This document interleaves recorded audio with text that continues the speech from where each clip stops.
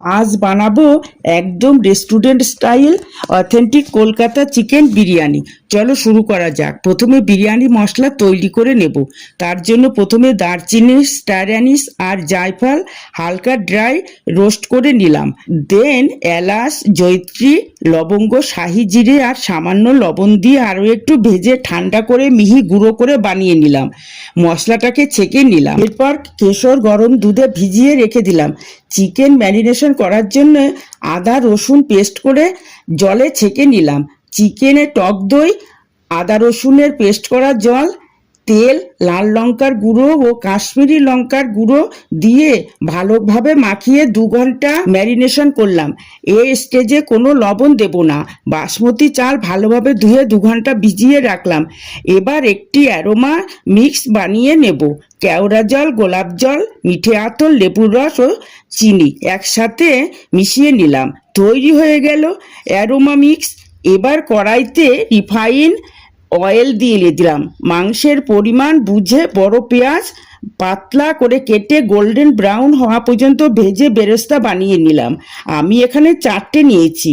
এবার আলুতে কিছুটা পরিমাণ বেরেস্তা, লঙ্কার গুঁড়ো ও কাশ্মীরি লঙ্কার গুঁড়ো, হলুদ গুঁড়ো ও লবঙ্গ দিয়ে নিলাম। এবার কিছুটা পরিমাণ জল দিয়ে সিদ্ধ হতে বসিয়ে দিলাম।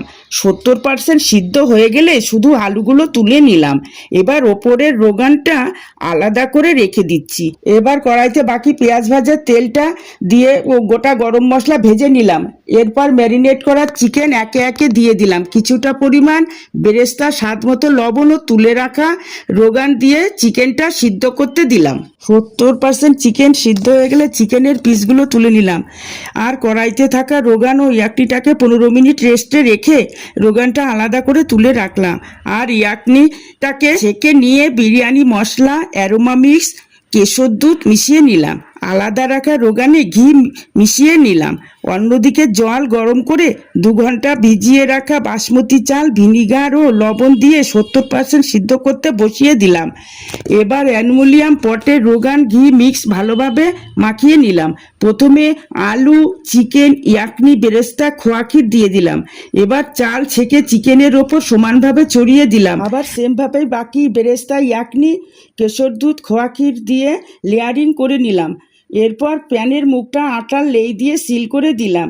এবার অ্যালুমিনিয়াম পটেটাকে চাটুর ওপর বসিয়ে 10 মিনিট হাই ফ্লেম, তারপর 25 মিনিট লো ফ্লেম দম দিলাম। গ্যাস বন্ধ করে আরও 15 থেকে 20 মিনিট রেস্ট দিলাম।